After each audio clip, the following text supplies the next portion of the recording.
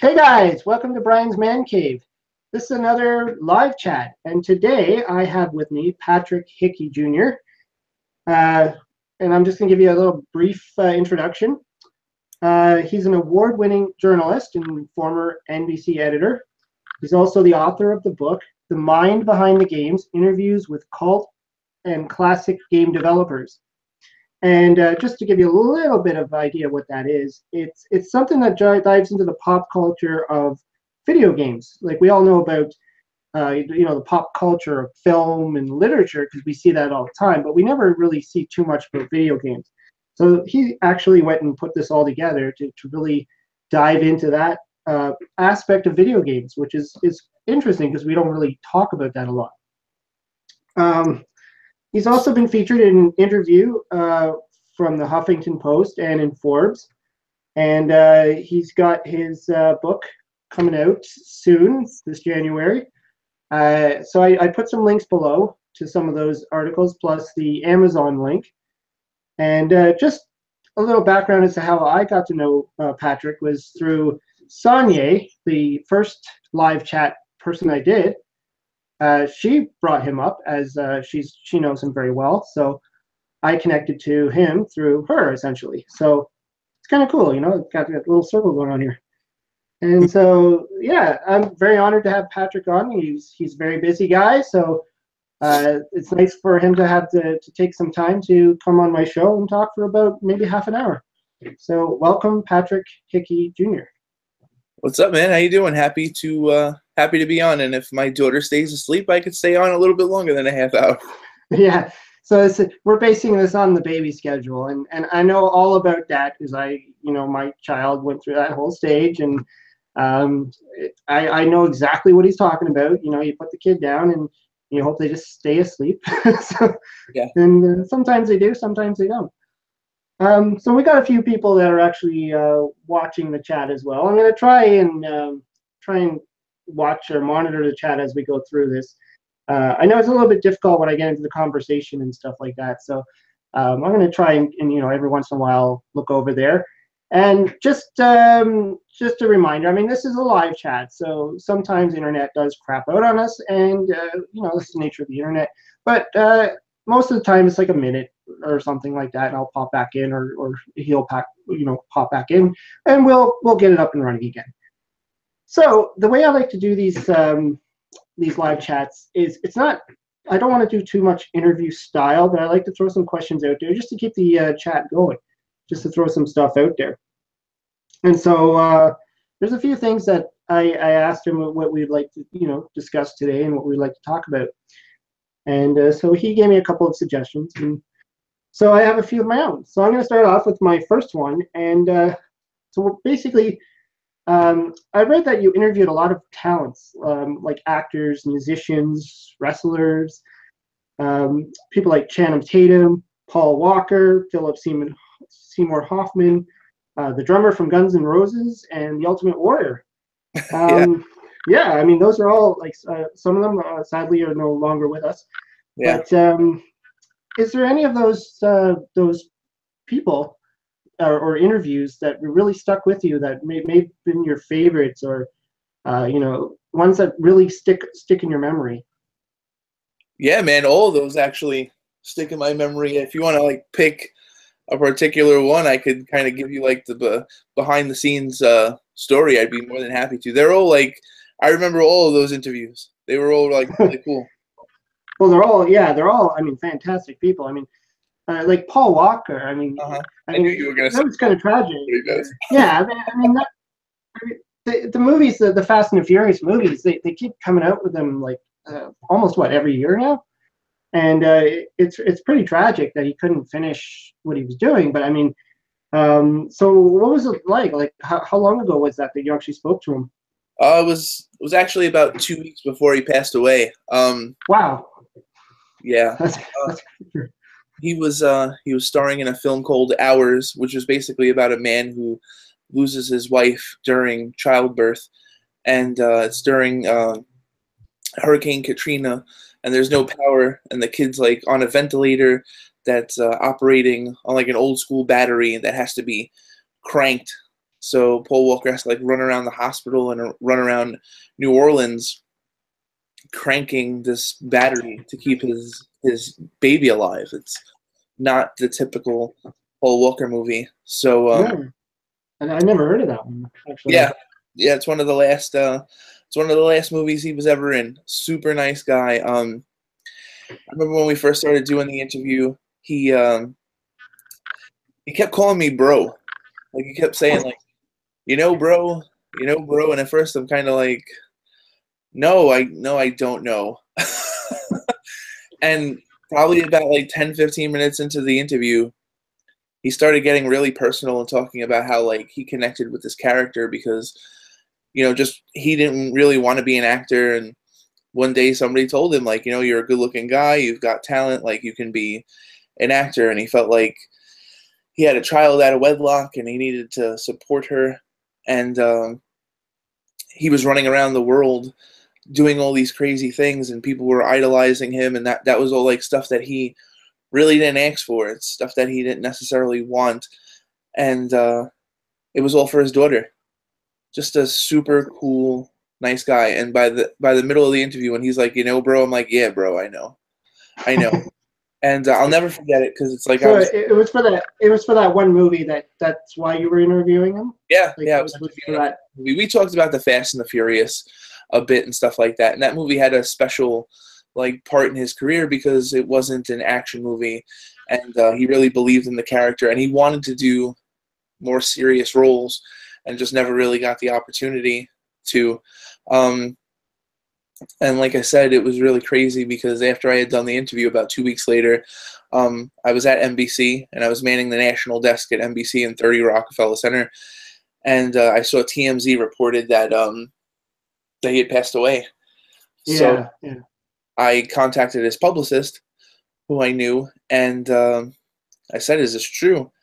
And they said, "Yes, it was true." And I was kind of taken aback because super, super nice guy.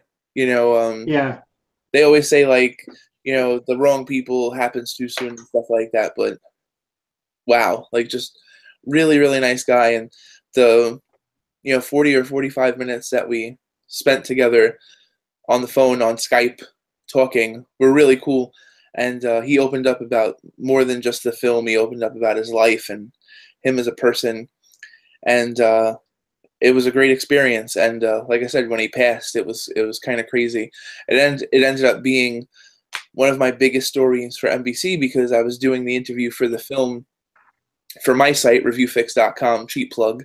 And when he passed away, I went to my editor at NBC and I was like, I just interviewed him. And they were like, what do you mean you just interviewed him? And I'm like, 2 weeks ago. And we spoke about his life and his kid and all these things. And I let them listen to the interview and they were like, holy shit, you need to write a story. So I wrote an article for NBC about it. And it's probably one of the best, like not shorter, it's like 800 words. Like it's one of the best features I ever wrote for NBC. So it's possible you were one of the last few people to actually interview him then. Yeah, absolutely. It's interesting. Like I actually thought the Fast and the Furious was like, because wasn't he working on that film during the time? Like, because didn't they say they had to finish it without him? They had to like they used his brother or something like that, or they found a double or they had to get creative and fill him in there. Yeah, they were definitely filming at the time of his death, so which is pretty crazy too. So nice. Yeah. So I just want to get to that to the other question I had there. So you seem to be into a lot of different things. Like from what I've read about you, you're into like sports and movies and music and gaming, and like you seem to have a lot of different aspects to you. Is there one side of that you tend to lean more towards? Like you're more into like the gaming, or you're more into the movies, or like is there anything you really stick closer to? Or it's kind of funny. It's like one of the people that I most admire in video game journalism, his name is Leonard Herman. He wrote Phoenix 4, which is probably like the most important video game book in terms of like telling the history of the industry. They call him the video game scholar, and I'd like to be referred to one day maybe as like the geek scholar. You know, it's like I'm into film, I'm into music, I'm into comic books, I'm into sports. You know, I remember when I first started going out with my wife, one of her best friends said that I was like a Snapple cap. Like I would just pull out information that nobody knew and just like start a conversation about it, you know? So I remember when I was at NBC, I had written an article about Pokemon, and my boss was like, "You ever think that you'd be writing about Pokemon at NBC?" And I was like, "That was the dream, you know, to be able to write about stuff that I loved for a great place, and like to use all the useless knowledge in my head for something important, and to give back to people in a way that like showed off like the person that I was." So if I had to pick like one of them, that's like super hard, because it's like just now, right before we started doing this live chat, I was watching Stranger Things, but last night at this time I was watching the Islander game. So I have LA Noire downloading in the background on my Switch. You know, it's like I've always got a million things going on, and they're always very different. So are you wearing a Punisher shirt right there? Yes, I am. Yeah, there you go. Yeah, didn't that just come out today also on Netflix? Yeah, I was gonna watch it, but then it's like I had a decision to make, because, like I said, my wife sells jewelry online for paparazzi. She's really good, and she's at an event now selling jewelry. And after I put my daughter to bed, I was like, I'm gonna have like a couple of hours to watch something. So I had decisions, Brian. It was like WWE Network or Netflix or Fight TV or something, and I'm like, you know what? Let's catch up on Stranger Things. Yeah, that's what I mean. Like you have so many different things. Like for me, I didn't really get too heavily into sports. Like I like hockey. I like boxing. Is that your Canadian accent? Yeah, I'm Canadian. I live near Toronto in Canada, in Ontario. You're a Leafs fan? Yeah, so I'm a Leafs fan. I won't hold that against you. And well, I mean, I really wasn't too heavily into hockey. I was maybe in '94 to '98. I'd say I was really heavily into hockey. And you know, I like going to the games when I can. Mm-hmm. But they're really expensive. The Leafs are crazy expensive. If you want to see a Leaf game, you got to shell out a few $100.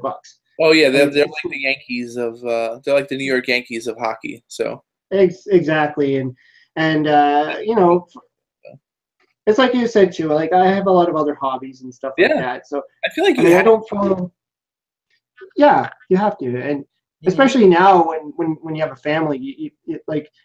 I used to like when you mentioned Pokemon. I used to play cards a lot. That was one of my hobbies for a while. I played the Pokemon card game, but I also played Magic the Gathering, Yu-Gi-Oh, and a lot of the other collectible card games. Cool. But the amount of time that took. And money. I mean, the money was insane. Like I had some of the most expensive Magic cards for a long time. I had them in my collection, and I ended up selling them all off to buy myself a new wall unit and TV. Oh, nice. There you go.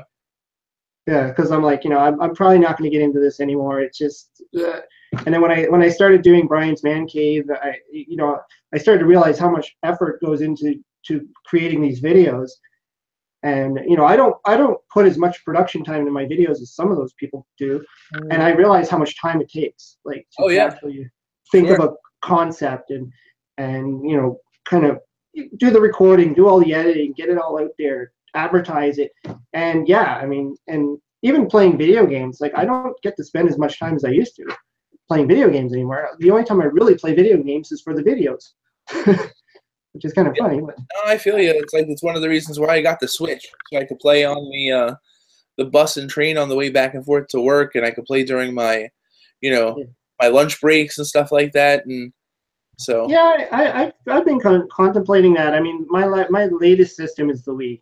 And but I found that when I bought the Wii, a lot of the games I bought for it were like Atari games or even the PlayStation. I have the PlayStation 2, and a lot of the games I bought were the classic arcades. And I'm like, why am I doing to myself when I can just play the original console. Oh yeah, yeah. The Nintendo Switch though is a blast, man. I mean, I have to say, like, the Nintendo games on there, the first party games are awesome. Breath of the Wild, Mario Odyssey, and stuff. But there's so many good indie games out there too. It's been a great investment for me. I've had so much fun playing it, and I've been watching some videos on it. Yeah, it does look like it is an interesting system. It's it kind of tempted me, but I mean, there's so much retro stuff out there as well, right? Like all these retro consoles are coming back. Well, not the console, but you know the like SNES Classic. Yeah, the NES, the SNES Classics. Yeah.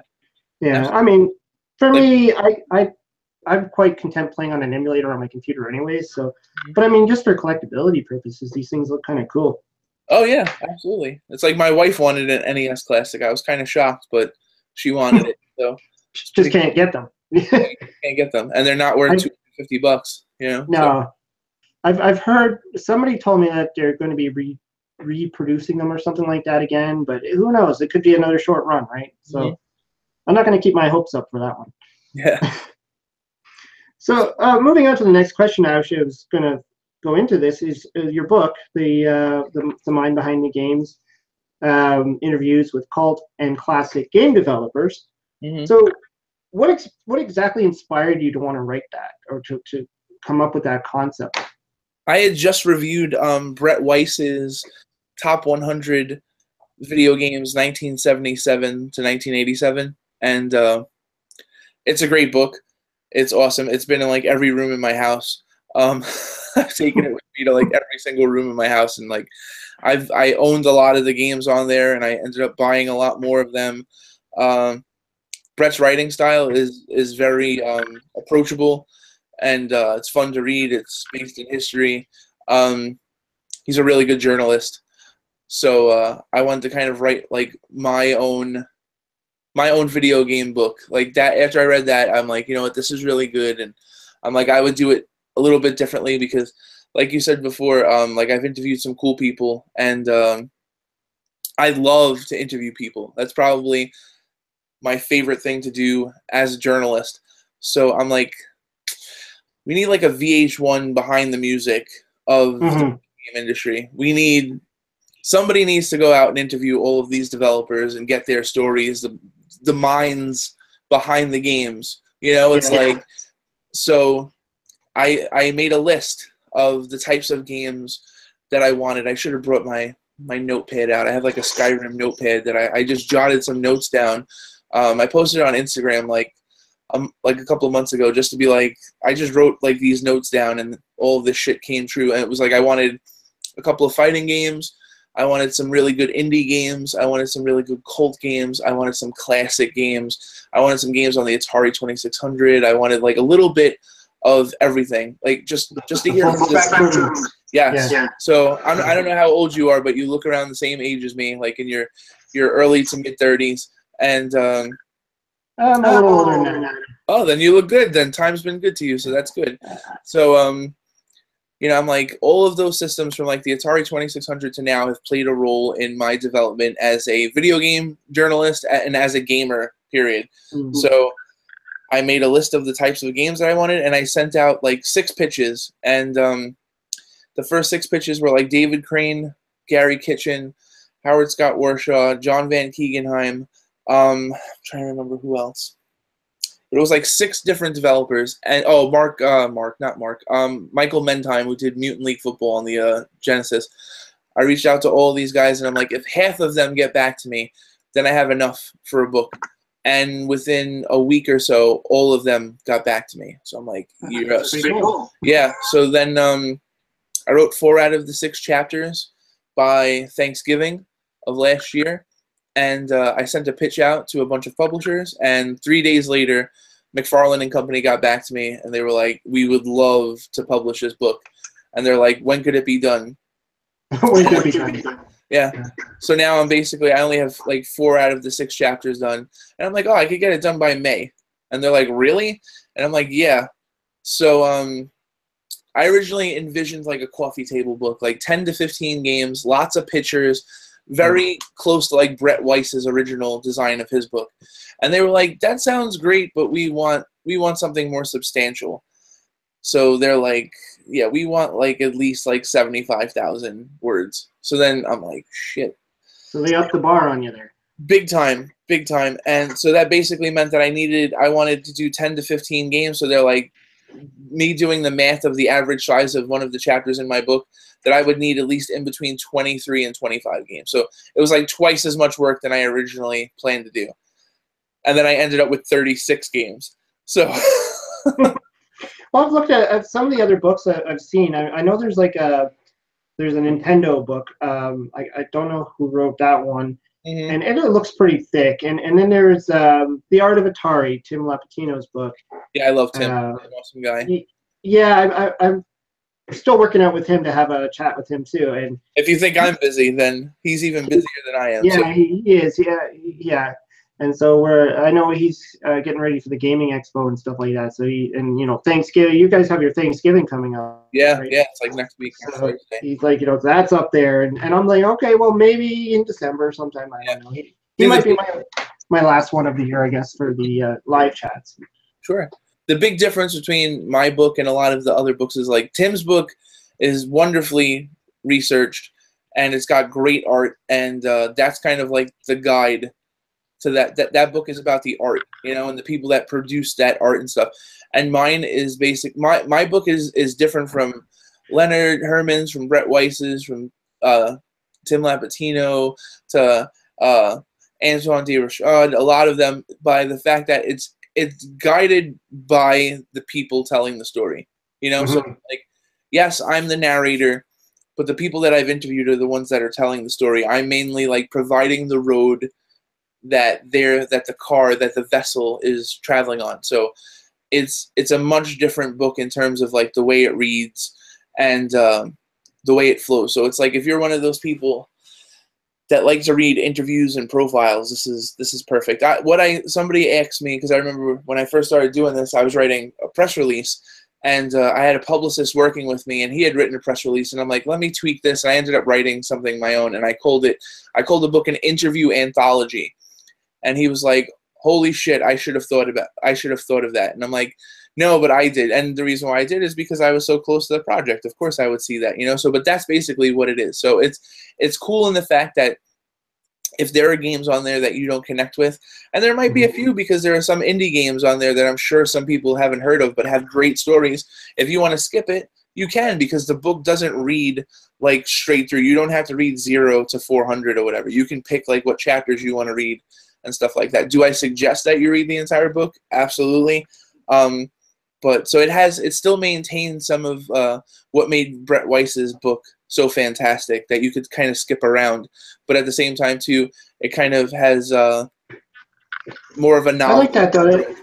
I like that it's more of like a reference manual in a sense than a book you'd read from chapter to chapter, because then for the people who just want that, they get that, and for the people who want to read the full book, they get that as well. Yeah, it has equal parts like reference and equal part novel. Like, if you really love the video game industry, you owe it to yourself to read this book from beginning to end. But however, if you're like more a casual gamer and you see the ton of Genesis games on there and you want to connect with like that time because you played the Genesis a lot, then you could just read the Genesis stuff, Yeah, So yeah, well, it's something. I find a lot of like the retro gamers, especially, like pretty much most of the older consoles going up to the modern era. So they like the Genesis, they like the Nintendo, they like the Atari, so I find that most retro gamers do have a huge amount of systems and games that they like. Yeah. I mean, like myself, like I grew up with the Intellivision. That was my system. Mm-hmm. And I've done a lot of videos where I talked about the Intellivision, and like I didn't get an Atari until the mid '90s. I think I got my Nintendo before I got an Atari. But I was very aware of the games, and I had friends that had an Atari. I had friends that had a ColecoVision. Mm-hmm. And of all those types of systems, not just one system. So, yeah, I think real gamers don't have any brand loyalty. It's like for a really long time, the PlayStation 1 and the PlayStation 2 like those were my homeboys, you know. But then like the Nintendo 64 had the best wrestling games, so I would play the Nintendo 64 when I wanted to play wrestling games. And then the PS3 and the Xbox 360 came out, and the 360 was my go-to. And then I love the PS4, but this is my new baby. The Switch, yeah. You know, so yeah. Oh, and the other thing too is a lot of these modern systems have the capability of playing a lot of the older games as well, right? Yeah. They don't just you got the like for the Wii, for instance, they have that whole retro store where you can download all the old Nintendo stuff on there. So, you know, they keep the retro players going. Actually, there's this a lot of talk about the Atari box that's coming out. I don't know if you've heard much about it either, but I reached out to them, and they I'm supposed to have an interview with them like later in 2018. They're not giving like really any details. They're staying hush hush. Eh? Yeah, they did my email and they were like, "Oh, thank you so much. Like, we're interested in talking to you, but not right now." So yeah. I'm like, "Okay, all right." So as long as we talk at some point, then that's all. Then I'm fine with that. But yeah, the Atari being back in the mix is pretty awesome to me. Interesting, because nostalgia plays a big role in these games, right? A lot of people stick to the stuff because of the games, and people that would want your book, for instance, a lot of it is nostalgia as well, right? Well, yeah, but I think a lot of, and this is like some of the other books that I saw on the shelf. Like when I saw The Art of Atari, I'm like, I got to get that one day. You know, like there's a lot of these books that are just going to hit that nostalgic nerve, and you're going to want to read about it. And I like that your book actually gets into the mind of the developers, because that's what I always thought. You know, what were they thinking when they made these games? And there's like a few things out there. Like I've seen a few things with Howard Scott Warshaw talking about his, you know, how he created ET and you know, things like that. Little pieces of information, but never all together in one big source. So yeah, this like every single chapter has something that developer hasn't told anyone else. It's like one of my questions was always like, tell me something about this game that nobody else knows. You know, and David Crane was great for A Boy and His Blob. Like, he gave me some great stuff. And Night Trap, the Night Trap chapter is like close to 6,000 words. It's mega beefy, and I got the people that did the remaster, and I got the original people, Rob Fulop, who programmed Missile Command on the Atari 2600. Like, he gave me his whole rundown. His girlfriend actually left him because of that game. That's like intense.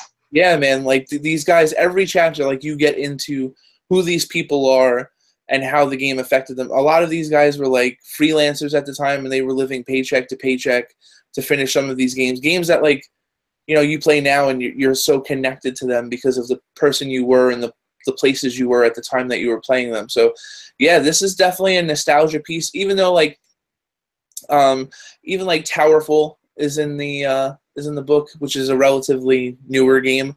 But when you see all the stuff that Matt Thorson went through to make that game, and how it's basically like he could have made that game in 1983, one-man guy making the game, and then another guy doing the music. It's like that game evokes like what it was like to make a game back in the day. He just did it now, you know. So if you're a fan of movies like Indie Game, then this book will totally resonate with you too, because you get inside like the hearts of the people that made these games. I've noticed that actually a lot of these newer developers, they're kind of going back to the old style of it's just them. Whereas like things like a Nintendo game, or you know, these new games that are coming out for the big systems, there's probably a full-on team of developers. Oh yeah, sometimes there's more people making these games than like for a Hollywood movie. You know, and yet they still have problems. Like, they still come out. They need patches. They need fixes. They're not perfect. That's the thing that's different now too, because like you couldn't patch the original Super Mario Brothers. If there's a glitch in it, once the game comes out, it's glitched. You know, so video game developers now have it a lot easier in the fact that like once a game comes out, they can actually like play around with it. Like we're seeing that right now with Star Wars Battlefront 2. Yeah, you know? I've heard about that. So actually, the other game that came to mind when you said that is on the Atari 7800, the Impossible Mission game. Apparently, is actually impossible to beat. There's a glitch or something, a programming issue, where some of the parts, some of the puzzle pieces, actually get hidden behind things you cannot search. it's pretty And crazy. so the game is cannot be beaten. And I have a copy of it, and I actually played it. It's like I need 3 more pieces, and they were nowhere to be seen, and that's the result. Yep. But they were able to fix it for the European release, but not with the North American one. Too bad. You get this cartridge. It's already sold. It's already to the market. Like you said, you can't patch it. What are you gonna do? It's a cartridge. It's physical. A similar thing happened with NHLPA 93. Like the NHL did not want fighting in the game at all, and they told Electronic Arts, like, you need to take fighting out of the game. And they're like, we already made 1 million of the cartridges. They're ready to ship. It's not coming out of the game. It's not, yeah. So, yeah, and that's a huge part of that chapter, the discussion of, like, fighting and how the NHL felt when they saw fighting in the game. They did not like it at all, which is pretty interesting considering how much fighting was in the NHL around 1992, which is it's ridiculous. They're still fighting in it. But, I mean, back then, I mean, every team had an enforcer or 2, and now, I mean, you're lucky if there's like 5 or 6 enforcers now, like in the entire league. So it's pretty cool. I do remember that now. Like when I used to play NHL 94 or 95, and there wasn't fighting in it, and then all of a sudden they started adding it in there, and I thought, what you know, well, now I'm boxing. Like that's originally how, like, EA was able to get the NHL license back, because NHLPA 93 didn't have an NHL license because of the fighting. And for NHL 94, which is arguably considered one of the greatest hockey games of all time, there's no fighting in it because EA felt like that's what they had to do to – it's not that they felt that they had to do that in order to get the NHL license back in the game. So it's kind of like a huge compromise went into, like, making one of the greatest hockey games of all time. That makes a lot of sense, though. I mean, And this is where oftentimes the sponsors or whoever is, you know, got the money starts to get involved in the actual gameplay itself, and this is where I guess it's the same with movies, right? You start to look at some of the movies that come out, and you're like, they had to dumb it down, they had to take certain scenes out, they have to please the sponsors, they have to please the people who have the money, right? And this is why it's good that we get back to the indie developers, the people who just build the games. And they can do whatever they want, right? Because it's their thing, right? Essentially, well, I mean, they can still do what they want, but it's like they still have to make sacrifices too. There's one game that's in the book where it's called Mushroom 11, and it's an awesome, like, platform puzzle game, and it's designed by 2 married couples. And what was happening was they were running out of funding, and the women actually had to go and get jobs to help pay for the rest of the development of the game, so the husbands could, you know, stay home and finish developing the game. So it's like there's a lot of that in the video game industry too. Like, these indie guys are. I mean, I'm going through it now with the team that I'm working on for the Padre, the game that I'm doing the voice acting for, where it's like they're living, like, you know, day by day, week by week, trying to get as much development done as possible, and like trying to use as limited resources as possible. And it's like, just because the game's indie and you can do whatever you want doesn't necessarily mean that you can, because you have all these other obstacles financially and time that you have to deal with. So you have other barriers. Yeah. That was actually going to be my next question. Was this game? It's Padre, right? That's how you pronounce it. Yeah. So what is this all about? Like, I haven't heard much about it. So okay, can you fill us in a little bit about what it is? Because you're doing the voice acting, so you're actually... it's pretty crazy, man. Like, how it all happened. So it's like I rock Twitter a lot. I'm on Twitter a lot, and I support the indie game scene a lot. I interview indie developers all the time. I love speaking to indie developers to help them, you know, get their games out to as many people as possible. And I remember watching this animated GIF where this tree attacks like this priest, and it just looked really cool. Like, the tree came alive and hit the priest, and it was just really dark. The palette was dark, and I'm like, this game looks really cool. So I emailed the developers, and I'm like, guys, I would love to interview you. Like, I want to help you get this game some attention. So they're like, sure.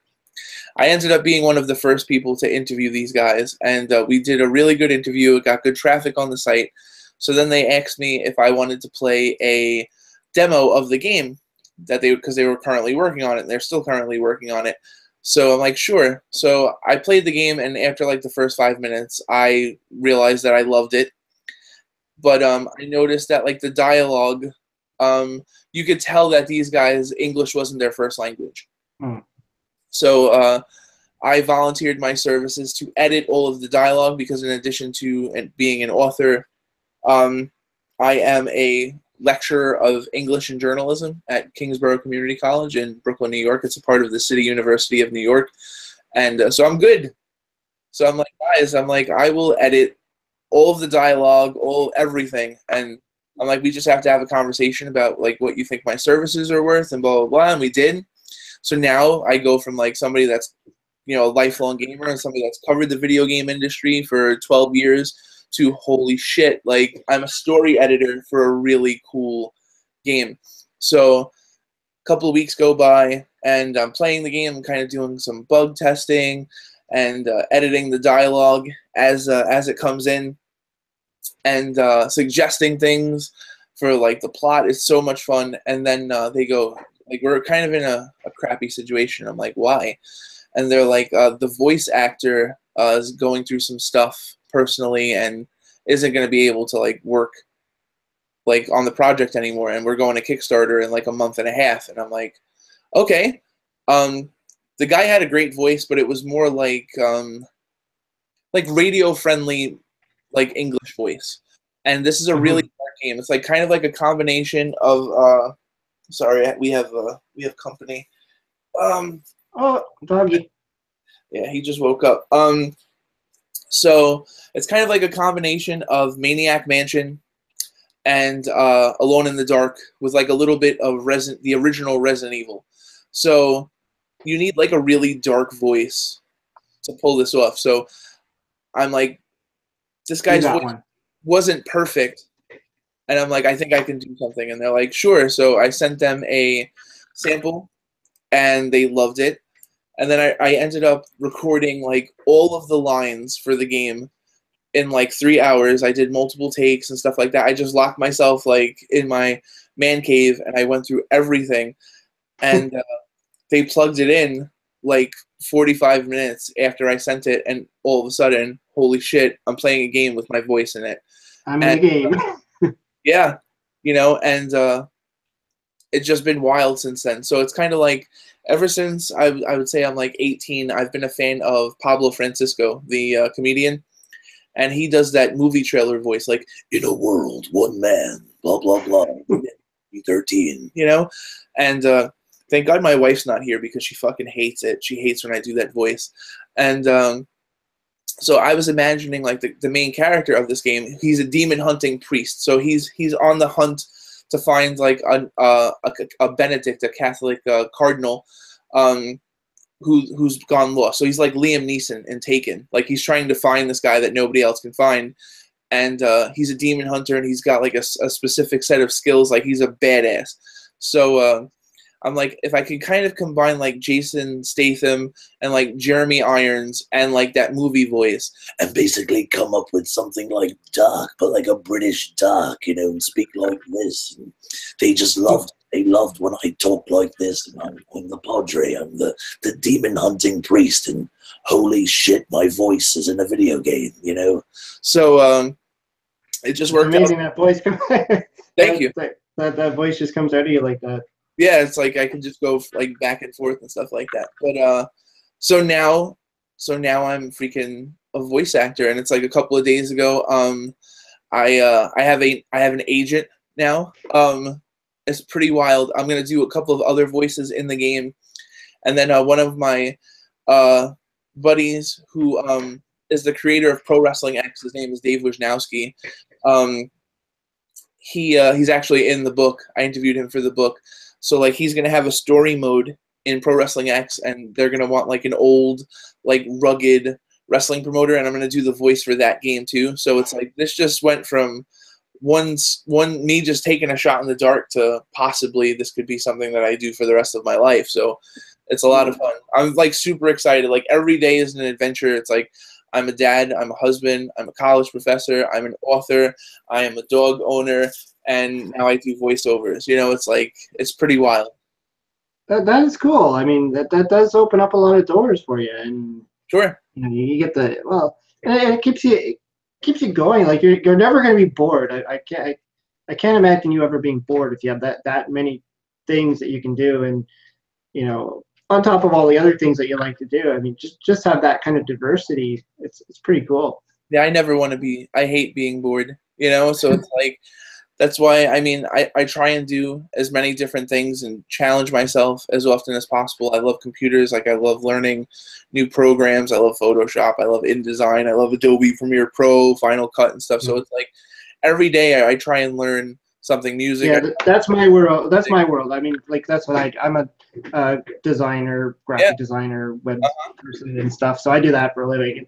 And so I live in Photoshop, Illustrator, and design, and that's why like for unfortunately my video skills are kind of lacking, and this why I never thought I'd ever be doing this, like doing Brian's Man Cave. It was literally one of those things where I just thought I could never do it, and you know, a buddy of mine kind of got me into it. So you're doing great so yeah, well, I'm trying. I mean, I'm obviously I don't have all of the fancy equipment, the fancy lighting, and all that stuff. I mean, that takes money and stuff, but surprise, man. It's like my wife goes on live on Facebook and she has a couple of really good external light kits, and my wife always looks like $1 million, but like she looks like $1 billion with the lighting kit set up. So I mean, and it's not that expensive and stuff like that. No, it's not. Yeah, it's just those things you have to build. Like when I first started the channel, I literally like I don't even have a proper camera. I use an iPad.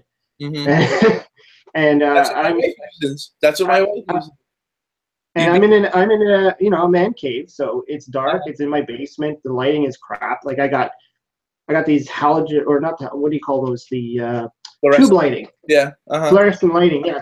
So I got that on one side of me, and on the other side, it's like literally like a small little light bulb in the corner. Yeah. And so if you look at any of my older videos, you'll see like half of my face is dark, the other half is light, because I'm sitting there with this bright light hitting me on the one side and darkness. And you know, I really didn't know what the heck I was doing. I still feel like I don't know what I'm doing. And then after a while, like I did so many videos, and someone made a comment. Actually, they were insulting me. They were saying, you know, my videos were crap and all this stuff. But what I got out of it was they're like, oh, by the way, you know, don't shoot videos with half light on yourself. And I'm like, oh yeah, you know, it just clicked in there. I'm like, perhaps I need lighting on my other side. And so then, yeah, so I did. I actually went and got, you know, found a light, and I hooked it all up. It's a little bit better, but it's still not, you know, I probably should have proper lighting. You know, one day I'll build up to that. And you know, I'm trying to do this within my budget, which is very low. And so you know, I don't get really, I set up a Patreon account, and I don't really push it too much, because I don't feel I want to be coming across as I'm only doing this for money, right? It's all good, man. It's like the one thing that I've learned about myself through all of this is kind of like what you're doing right now. You learn a lot about yourself through doing this. Like I never wrote a press release before I did this. Like I'm doing all the PR myself. So it's like Huffington Post, Forbes. I have an interview with the New York Daily News tomorrow. All that stuff I did myself, writing press releases, promoting myself. Even the live chat. Learn about yourself, you know, and it's like I'm not a fan as well of like being on camera. I don't like to be on camera, but these are the things that you have to do to like push your brand and who you are and what you stand for. So, you know, like you learn a little bit about yourself and you get a little bit more comfortable at it, and then it gets to the point where it's not that big a deal, you know. And as long as you get a little better every time you do it, that's the only thing that matters, you know. Yeah, that's it. You kind of gotta get over that fear that you can't do it.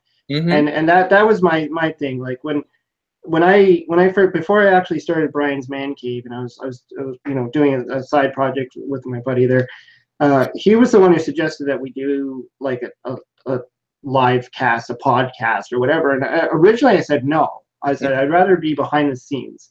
I'm not really that kind of person. But he convinced me, and then I did it. I'm like, well, it was kind of fun. And then when that kind of ended, I'm like, well, I'm going to go out on my own.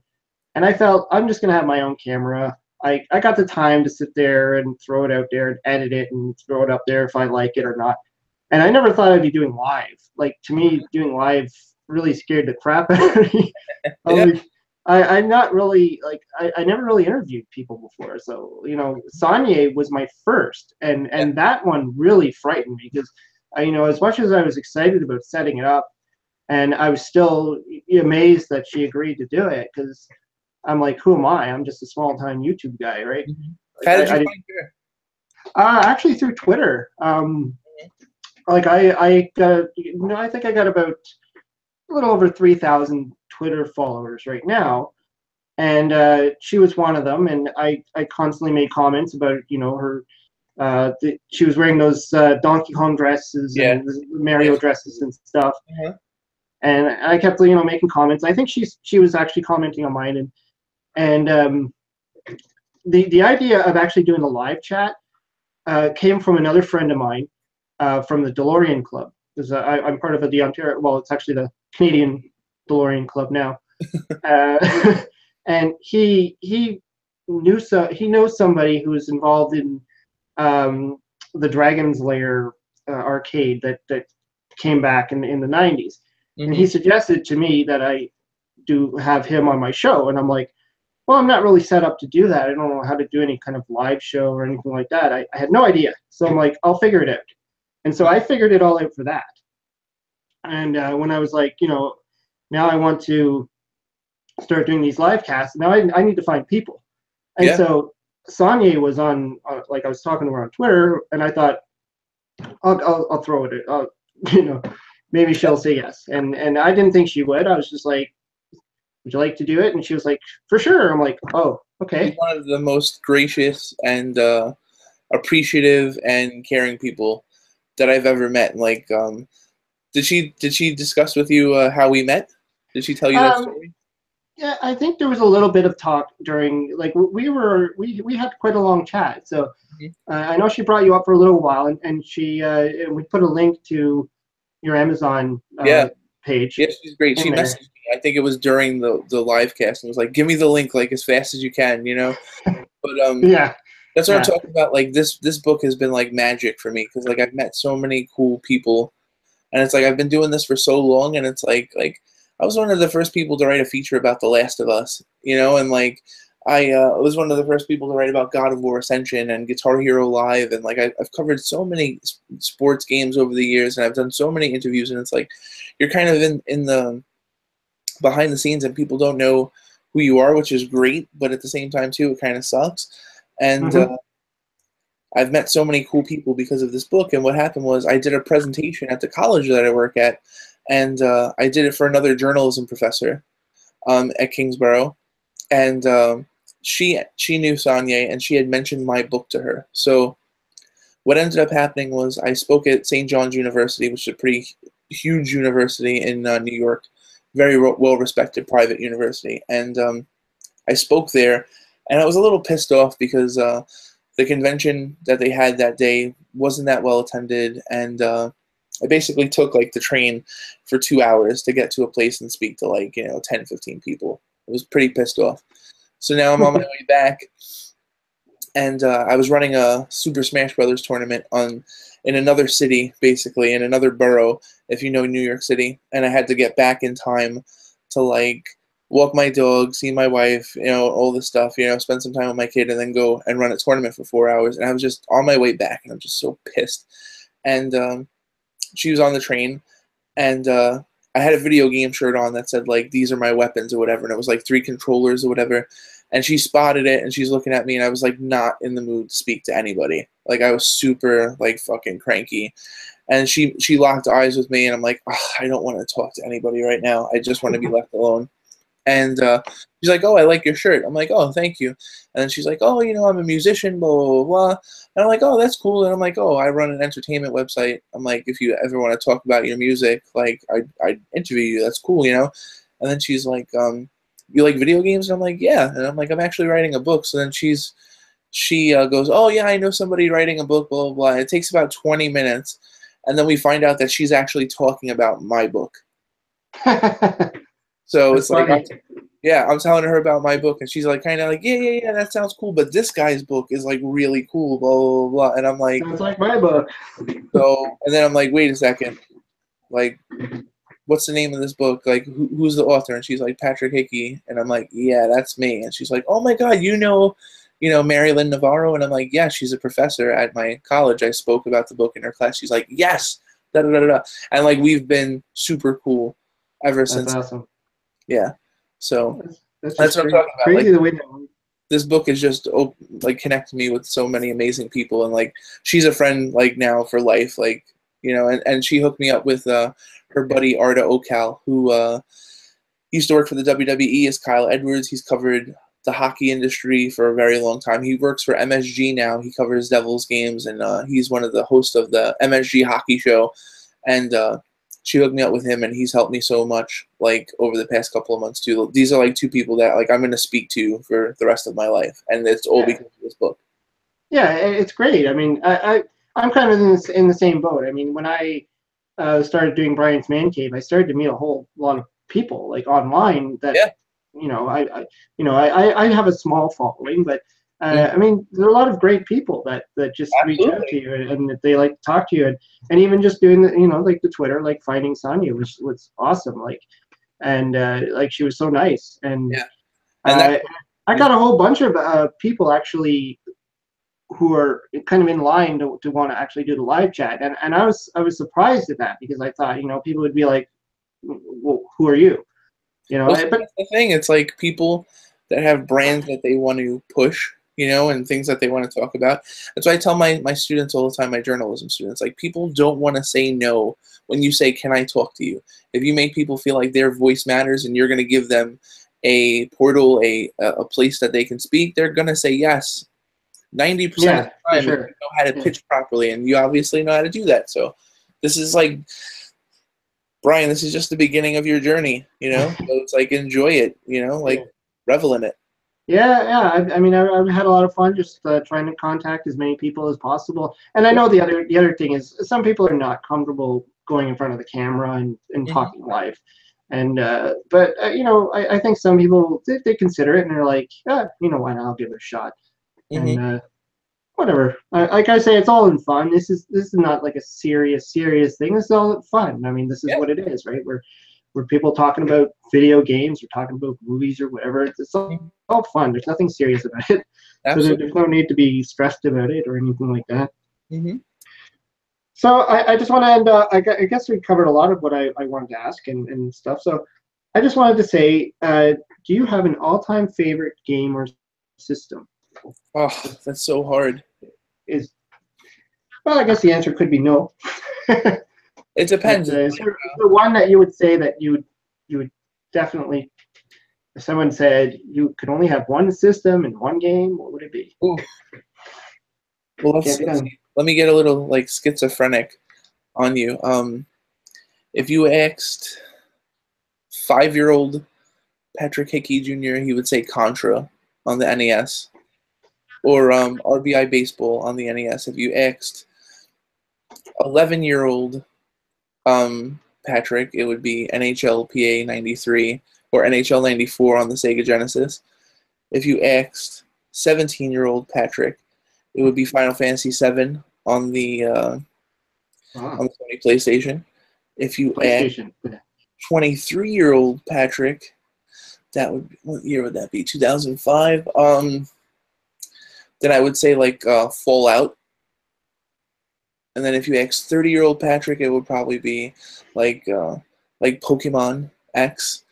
And if you asked me now, it would probably be the Padre, just because like well, your voice haven't like really spoken about the game that much, but I just have to say, it's like I've beaten the alpha of this game about 20 times, and every time I beat it, I find new stuff. Like I find new Easter eggs and new rooms and things. It's like it's designed in a way where it's like it's so old school delicious. It's like, is it a PC game, or is it a like what platform? If you go to thepadregame.com, right now, go there right now. You can download the alpha on Mac and PC and Linux, and the alpha is about an hour and a half of gameplay. The game gets better every single day. Like they take the critique from the user base pretty intensely. Like they're working on updating the camera, and just because I get to see the builds of the game before they're released, the camera is so much better than it was, like, say, a month ago. And we add new dialogue and all new sorts of things. It's basically, like I said, if you guys have played Alone in the Dark, it's a point-and-click survival horror game that is voxelized, so it looks like Minecraft. But the textures are so beautifully drawn. It's like there's elements of Castlevania in this game. There's elements of Alone in the Dark. There's elements of, like, Diablo. The combat system in the game is like Diablo. Like, you got to click on the guy to attack them. And I am totally in love with this game. And I have to say, like, it's a bit of a risk for a gaming journalist and an author of a video game to work in the video game industry, because people are going to be like, oh, you know, why did you do all this? Because you wanted to work in the gaming industry. And this was, like, never my intention at all. And it was just like, I saw a game with a ton of potential, and I was like, I can make this game better by working on it. And I thought it was a huge opportunity, and I really thought about it. And I'm like, you know what? Screw it. Like, and my whole thing is, I'm not a loser. Like, I don't like to lose. I'm not the most competitive person in the world. I am the most competitive person. You know, so it's like, I don't like to be associated with anything that's, like, of not good quality. I'm a perfectionist myself, like, when it comes to my writing and things like that. So it's like, by me endorsing this game and having something to do with this game, it says, like, that it's going to be a good game. You're putting your seal of approval on there, essentially. Yes. So it's going to be Mac, PC, and Linux to start, and then if all goes well, it's going to be on the iOS and Android. Which, I mean, to me, this gameplay is great on the Mac. I love it on my Mac, but the thought of being able to take this, like, on a tablet is even cooler. And then there's some thought down the line that maybe it could be released, because it's made in Unity, so it could basically be ported anywhere. For PS4, Xbox One, and the Nintendo Switch. So, like, if I could play that on this, I have to show the Switch every opportunity that I can, because it's just, like, the prettiest thing in the world, you know. So it's like, if I could play this on the Switch, it would be great. So it's like my nephews. I have a 15-year-old nephew and a 9-year-old nephew, and they've both played it, and they've both been like, all right, this is pretty cool. And the 9-year-old is like, I really like it, but can we shut the volume off? And I'm like, why? And he's like, because your voice is really scary. And I'm like, yeah, yes, like, that's the point. Like, I want you to be. Like, sounds like a compliment to me. Yes, you know, it's just he's too young to know it. So yeah, like, this in a weird way, like, I'll play. From being a little kid to now, like, I've played so many games. I have over 2,000 games now. I have over 30 systems. And I have a wife that's awesome enough to, like, appreciate it, like, for me. She doesn't play video games, but she'll go in my man cave and be like, you know what, like, my jewelry would look a lot better in here, but I understand, like, why you have this, and, you know.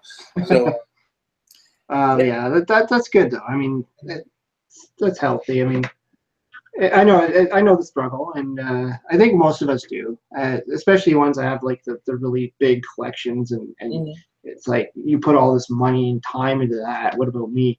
So, the thing is, it's like, I feel like a lot of collectors, they just buy shit to buy shit, and it's like, the cool thing about my collection is, like, I can go, like, I have 2,000 games down the hole in this room, and I can tell you, like, every game that's in there, why I bought it, the day I bought it, like, what I was feeling that day, or, like, a lot of the games, like, I have, like, easily, like, over 500 are review copies. That's, like, one of the cool parts of working, like, as a video game journalist. Like, they send you review copies of games, and, like, one of, like, the codes of being, like, a video game journalist is you don't sell the copies of the games that you have. Like, those are yours. Like, you reviewed them. You don't sell those to anybody. So I have, like, developer copies of, like, Demon Souls, and I actually got my well, like, I don't get a whole lot sent to me, but the Carl Mueller Jr., who did D2K for the Intellivision, which is the better version of Donkey Kong. That's what he did. He sent me the ROM, and he's like, I'd like you to review it and compare it to the original. Yeah.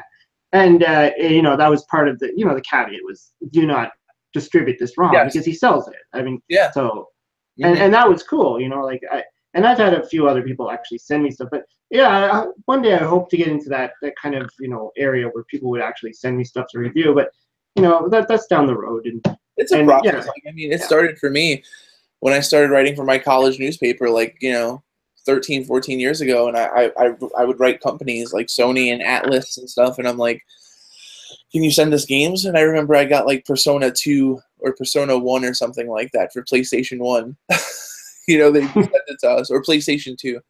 And then when I went to my next college to get my bachelor's degree, I told them, I'm like, all right, I'm at another college now. Continue to send me games, and they did. And then when I was working on my master's, I owned my own site at that time. So then I was like, guys, I have my own site now. Keep sending me games. And Atlas, still to this day, they still send me review copies of games. You just gotta ask, right? That's it. You gotta ask, and then you gotta review what they give you. That's the thing too. A lot of people, they want free games, and then they won't write the article. I'm having a conversation with one of my students now. He reviewed Mario Odyssey, and he loved it because it's a fantastic game. So then I gave him another game to review on PlayStation 4, and he's like, oh, I had such a good year, in gaming. I played all these great games, and he's like, this game, I don't like it that much. And I won't reveal the name of it yet. But I was like, well, now you're a critic. Now you're a video game critic. You're going to have to review bad games. It's just, and that's a lot of the people that get into the video game industry, in terms of journalism, don't think, they'll ever have to review a bad game. And I will say, at least half of the stuff that I play is not very good, but that's how you learn about yourself as a writer, and it's all of those lessons learned. I use that on the Padre every day. I'll be playing something. It's so funny. There's a scene in the Padre where there's a knight and you have to walk down the hole, and it's like a statue of knight armor, And when you walk past it, the knight turns its head and looks at you, and when you look at it, it turns it back really fast. It's creepy, So after you advance past that room, later in the game you have to go back to get some item, but now the knight is alive and it's fucking coming at you with an axe. And it's scary as hell, and the thing has this big axe, and he's going like this and stuff. And it took me a good 20 times to beat that knight. And I remember I was on a stream, and I was cursing and stuff like that. I'm like, son of a bitch! I was like Eric Cartman. I was getting so pissed off. And I told the developers, I'm like, guys, you've got to make the hitbox bigger, or you have to do something this is bullshit, Yeah. So then they were in the process of fixing it, and then another streamer was playing it, and he had the same exact problem. So right after that happened, they made sure that it got fixed. So it's I like to think that my experiences as a video game journalist and my experience writing this book and talking to so many developers about all the pitfalls that they've had and all the successes and all the small things helps me a lot. I think I'm a really good asset to a video game company in terms of bug testing, in terms of being honest, in terms of marketing, in terms of writing. Yeah. So it's all of this stuff that I've been doing for the past 10, 12 years ended up having so many more practical uses than I ever thought. So I've heard that from other developers, from the developers saying things if I only had more time, or more testing, or because I was actually just watching another YouTuber, RGT85. He just did a rant video on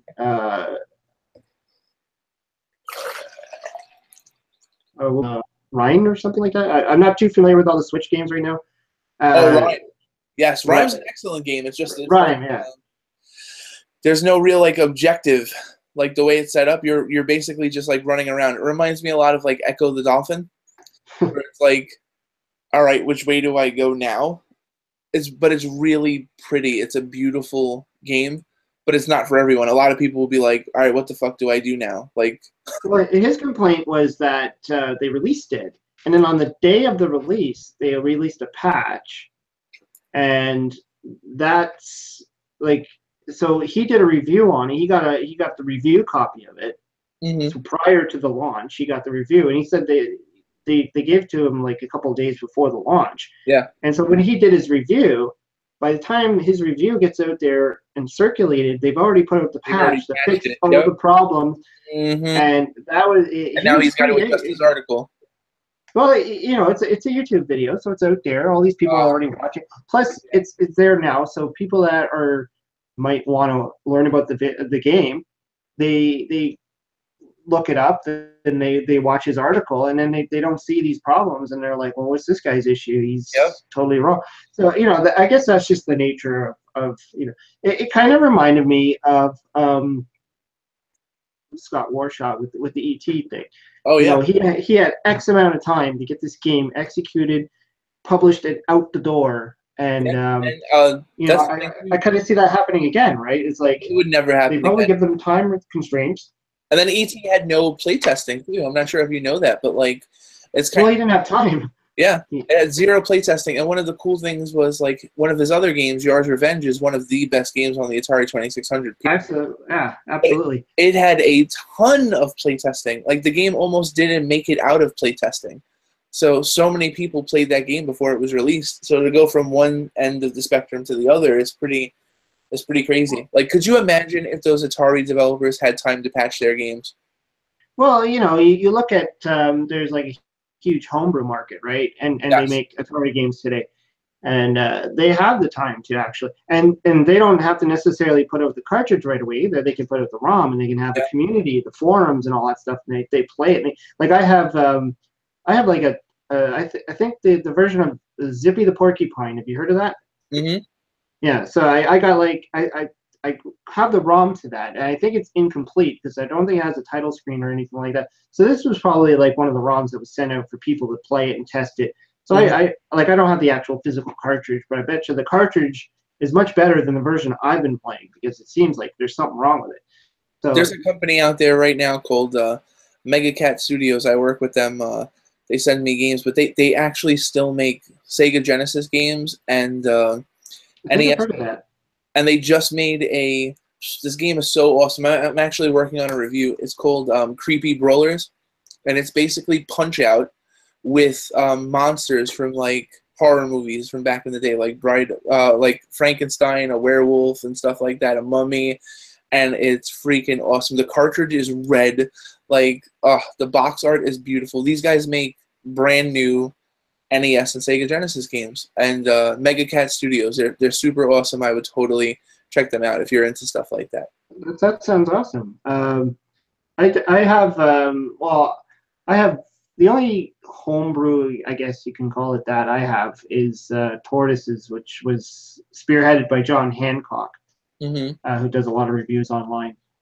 And he did a video on the amount of time and effort put into that. But really that was a port. So they took a pre-existing game. Yeah. And they made this game out of it. So they had a lot to work with there. It wasn't like fresh out of the, you know. So I think, you know, that's goes to show you the amount of work that gets put into these much things. Work goes into this stuff, and it's like people don't see that. Like they play a game for an hour and they don't realize that somebody spent hundreds of hours, and like they've developed it in all different sorts of places around like where they live, and it affected their lives on like an intimate level. Like we don't see that, and like we live in such a troll society now that we love to just bash shit. Like, oh, this is awful, or this is that. And it's like, it's one of the reasons why I felt the need to feature Night Trap and E.T. Yeah. in the book, because it's like, they're great games for their time, considering... I constantly correct people when they try and say stuff like, E.T. is the worst game ever. I'm like, seriously? Have you seen some of the games on the Atari 2600? Yeah. Like, that Journey game is so much worse than E.T. I'm not sure if you ever played the Journey game before, like, based on the band. You know? No. Yeah. No, I check it out if you ever get an opportunity. It's basically. But I've seen some pretty horrible games though. I've seen like I think one's called Firefly or something like that. Yeah. And there was like a whole line of like literally throughout the whole video, well, just before the video game crashed. Mm-hmm. That was the problem, right? The games problem with coming out. Absolutely, and one of the problems with Atari was that Atari's whole like bread and butter was making arcade ports of games, and the thing is, most of them were inferior. Donkey Kong was the Donkey Kong version on Atari 2600 plays well, but it looks like shit. Pac-Man on the Atari 2600 is a fucking disaster. Complete letdown. You know? Yes. The best games on the Atari 2600 are games like Pitfall, games like Yar's Revenge. You know, like Missile Command and like Asteroids are two like examples of ports that like actually worked well on the Atari 2600, but so many of them were just god awful. And that eventually caught up to people because people were like, you know what, I'd rather just go to the arcade, spend some quarters, and be done with it instead of spending, you know, $50, $60 on a game that played like ass, you know? So yeah, you're right though. The ports were the problems. Activision though made a lot of great titles because they really cared. That's one of the reasons why David Crane left Atari and he started Activision, because he didn't want to do arcade ports anymore. And the thing is too, what a lot of people don't understand is a lot of these arcade developers back in the day weren't getting credit for any of their games. Like Howard Scott Warshaw was one of the first people to like actually get credit for his game, like in an instruction manual and stuff like that. These guys didn't get credit for their games. Could you imagine like watching like the next Avengers movie and then at the end like they don't have like credits of the cast? That would never happen. Or anybody that made the movie. Yeah, exactly. Yeah, like exactly the guy that got the coffee, you know, his name is in the credits, and it's like these guys are catering company. Yeah. Yes, they're like these guys: Howard Scott Warshaw, David Crane, Gary Kitchen, Michael Menheim, John Van Keegenheim, Mike Scupa. I could go on and on. All of these creators, these guys are artists.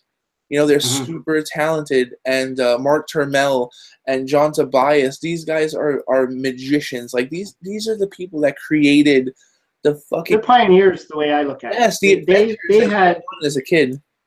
Yeah, because you can sit there and look at a modern, or well, not necessarily modern, even just a homebrew, right?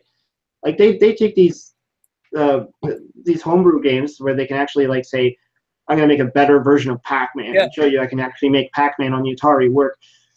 But it's different because you've got to go back to 1980, 81, where there wasn't really a history. There wasn't a rich history of video games. Yeah. There wasn't there wasn't nothing to look at in the past. Like these guys were pioneering what they were doing. Yep, they created the canvas for everyone else to paint on.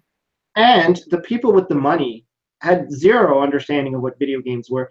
They didn't care about the players. They didn't care about it. It was a business. It was a big business, right? Yeah, I feel like that's the thing too. Like a lot of people have no idea. Like it's like I remember when I told people that I was working with that I was going to write a book on video games. College professors are like, "Well, why would you want to write a book about video games? Like I don't understand. Why would you want to do that?" And I'm like, "Are you serious?" Like, did you not live through the 80s and 90s? They did. But I guess they were doing other things, you know. So it's like. Yeah. The video game industry is bigger than the movie industry. Now, it's like the myths of, the Greek myths and stuff like that, Thor, Loki, all of those great tales that, like, people read that have lived on thousands of years later. Like, I hate to tell, like, these people with doctorates and things like that, these people, and I have a master's degree, I'm a college professor myself, and I'm going to tell, like, all these other people that, like, 100 years from now, Super Mario is still going to exist. Yes. Bottom line, Link is still going to exist. Those tales, Cloud Strife. Video games aren't going to go anywhere, right? They're not. They thought they were going to die out in the 80s, and they never did, right? Yep. In fact, after 85, when the Nintendo got released, that's when it happened again, And this is just the North American market, right? Like they released the Nintendo with Rob. Because they thought that Americans wouldn't play the system unless it had a toy attached. And I love Rob, but was Rob really like pivotal in launching the Nintendo? No. It was Mario, it was Donkey Kong, it was Samus, it was all of those people, it was Ice Climbers, it was all of those great first party games. It wasn't a fucking toy, And this is the North American market too. Like you gotta go also in the European market. Like one of the podcasts I did recently was with a guy in Australia. He's got his own channel since Spaceys, and he used to work for Sega. Like he was he worked in the the call center kind of thing where people would call in and be like, how do I figure out this level, or how do I pass this boss or whatever. So he worked in that kind of area. Plus he worked in the testing area and stuff like that. And he had a totally different approach. And actually, I started to like look at a few other videos that were like Australian and all that stuff. They had a completely different approach to the way the video game world worked, right? And so like some of them were into the computers. They weren't even into the console. Like when we were into Atari and television, ColecoVision, they were into computers.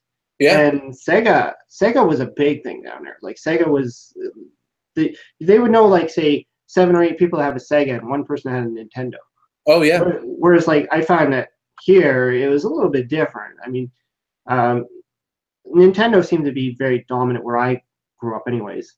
I don't know, like Sega was there, but Nintendo was just much bigger. And even when I was a kid, things were a lot more diverse. Like I had an Intellivision. I had a friend who had an Atari, who had another friend who had a Coleco.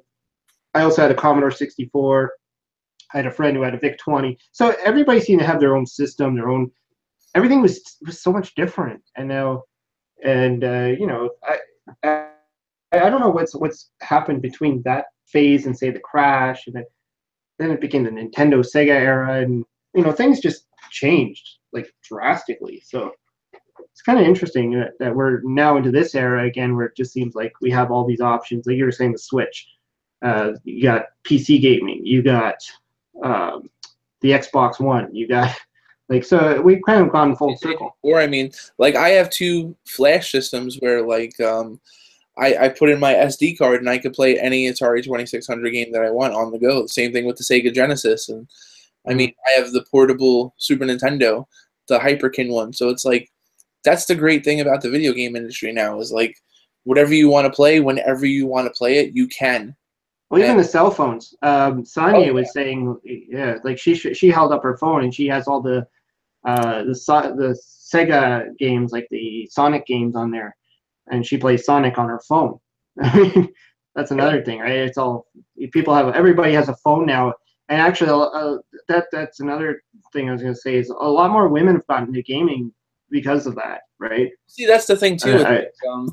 In the chapter for Yar's Revenge, with all the market research that Atari did on Yar's, they realized that like women love the game, and when the game came out, you know, Howard Scott Warshaw was like so happy that the game was out and he could buy it in stores and stuff like that.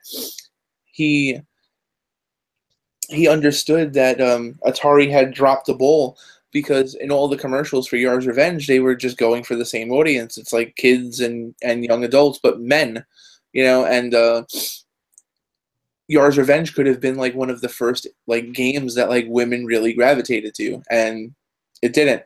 So I feel like it's great now that like most of the streamers that I see on Instagram and stuff, they're women, you know, and I love, you know. Weird. I never got that though. Like I never figured out why they always figured video games were a male thing, because when I was a kid, you know, yeah, when I was a kid, like one of my best friends was a girl, and we played on the Intellivision a lot. We played boxing and stuff like that. And even when I got my Nintendo, we played Mario Brothers or Super Mario Brothers and Mario 3 and all that stuff. And I knew a bunch of other people. Like the friend I had that had a ColecoVision was a girl, and you know, so it was. I never thought of it that. I think it was around somewhere in that mid phase when it was like just Nintendo and Sega, and it just seemed like it was just boys, and like the type of personality too, and then that was the other thing too. Is like, was it just nerds? Was it cool guys? It just seemed like it was everybody at some point. Actually, my not my last video, I think my second last video, I talked about video game ads from the past, and I was talking about this as well. Yeah, and so they were like, were they targeting nerds? Like, did they really think that people who played video games were these geeky little kids with big glasses? And you know, I know that there's like the whole angry video game nerd, but that's a character, right? And I think everybody plays games, like everybody. Like there's no one type of person that plays video games. Everybody plays video games. It's like there's a game for everybody, you know? Yeah. And that's the best part. It's like the same thing. If you don't like music, there's something wrong with you. If you don't like film, there's something wrong with you. If you don't connect with poetry, there's something wrong with you. And it's like video games are the same exact way. You may not like the classics, you know, but it's like my wife plays that emoji, that Disney emoji Blitz, and I'm like, that's an old school puzzle game. Like, you're playing a video game, so you're laughing at me when I'm playing Destiny. It's like Candy Crush or any of those other ones, right? Where they get into that. Game, you know, so it's like it's a video game. Yeah. Just admit that you're a good-looking woman that likes video games. You know, some of them don't like to. Some of them don't like to admit it. You know, it's so funny. It's so taboo. It's really just that persona, right? You think video game player, that they're just, you know, that loner guy, even just an adult who lives in his parents' basement and is fat and all. I don't know. It's really weird the way. It's just a stereotype. That's all it is. Yeah, it's a stereotype, and that's why, you know, video games aren't going to go anywhere because everybody plays them now. It's mainstream, and it's gonna stay that way.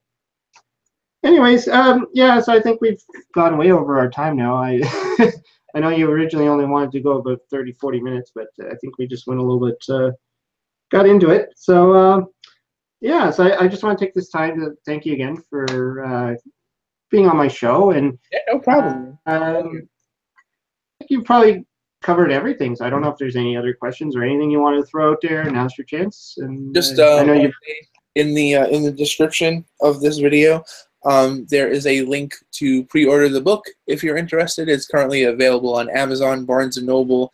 It's available in Sweden, in England, in Australia, in Germany. All you have to do is do a quick Google search, and it'll come up right away.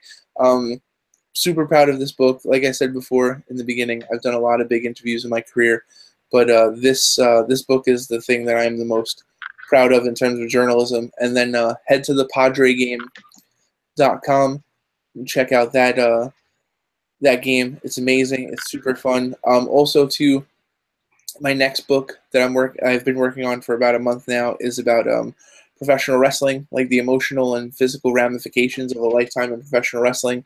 And I'm working with a really cool independent wrestling promotion, Battle Club Pro, in the Bronx, New York. And they're giving me access to all of their wrestlers and stuff like that, so I can do interviews. And I'm doing a lot of interviews with classic wrestlers, so that's like the next project that I'm working on. So if you guys follow me on Twitter at ReviewFix, and if you go to my Instagram, which is just my name, Patrick Hickey Jr., one word, then you can kind of like stay up to date to all of my adventures. And cool. That's kind of like what I'm all about. Like, I want every day to be an adventure. So thank you for letting me share some of that with you today. That's awesome. I'm glad you got so much coming up, and it'd be interesting to see this. And I'm actually kind of interested now in this Padre game. I don't typically get into the modern games. Check out the Padre. The demo is available at thepadregame.com, and somebody just asked me to plug the name of the book again. And if you Google Green Lantern, yeah, it's the minds behind the games, interviews with cult and classic video game developers. So if you Google the minds behind the games, we also have a Facebook page, facebook.com/the minds behind the games, and I share all the interviews, and I shared a link to this. So it's in the description below too. The link I put there, that takes you to the Amazon page, and then it's got the description in there as well. It's kind of funny, really quick too. I got an email from somebody that I pitched last December for the book. I'm not sure if you ever played Loaded on the PlayStation 1. It's a really cool, like, overhead shooter. It's like super bloody. It was such a great PS1 game. That guy just got back to me, and I told him, I had to tell him, like, dude, the book's been finished since May. Like, it's being edited and stuff like that. But I'm like, let me interview you anyway. And it's like, then a couple of other developers have reached out to me in the last couple of days. So it's like, I'm actually thinking about doing a sequel to the minds behind the game. So it's like, that's awesome. Every day is an adventure. Sweet. Oh, that's something to look forward to. Hopefully that comes to fruition, and you can actually get some more stuff out there. Yeah, man. Thank you. Yeah. Anyways, I think I just wanted to answer that one question a while back. James Campbell, he watches my show a lot, and I talk to him a lot on. He wanted to know my age, so I'm 41 years old. I don't look it. Yeah, I still I've been carded at the liquor store a few times. That's great, man. You got good genes. So And that's they cool. look at my license and they're like, oh, Yeah, you're older than me. So that's yeah, awesome. I definitely I don't look the age, but yeah, I've been around.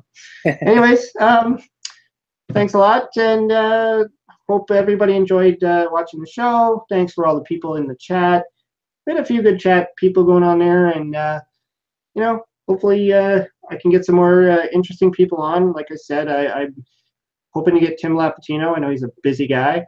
I've reached out to a whole bunch of other people, YouTubers and stuff. I even actually sent an email to Howard Scott Warshaw. I took a stab at it, and he actually did reply to me. So he said he's busy right now, so try him in a month or something like that. Yeah, I had to wait to interview him too, if it makes you feel Yeah. better. And like, I ended up doing the interview with him in my kitchen at like 11 o'clock at night because of the time Yeah. difference. Because he's in California, but he's an amazing man. And The guy that I did in Australia, that was crazy because he did a 14-hour time zone there. So wow, I understand that part, yeah, but yeah, that was at like midnight. I was doing that interview. mm-hmm. But yeah, that would be definitely awesome if I can get Howard. I know he's really busy. I know he's doing something completely different. He's not into the video game thing anymore, but he does show up from time to time at these events and stuff. And He's actually thinking about, like, he made a sequel to Yar's Revenge that has yet to be released, and one day he'd love to release the sequel to that. different from Yar's Return. Yes, he had That's nothing to do with Yar's Return. that's like a complete hack, isn't it? Yes. Yeah, I figured as much. Got you super excited, didn't I? That's definitely something to look into. Mhm. Hopefully, so yeah, hopefully I'll get maybe one day. I don't know. Fingers But crossed. yeah, I got a whole bunch of other people lined up, and if I can get at least one more person in for this year, this is now 17, and get a whole bunch of people for 2018. There you go. Good luck, man. Thanks a lot, and thanks for showing up again. And Anytime. this concludes the broadcast. See you later.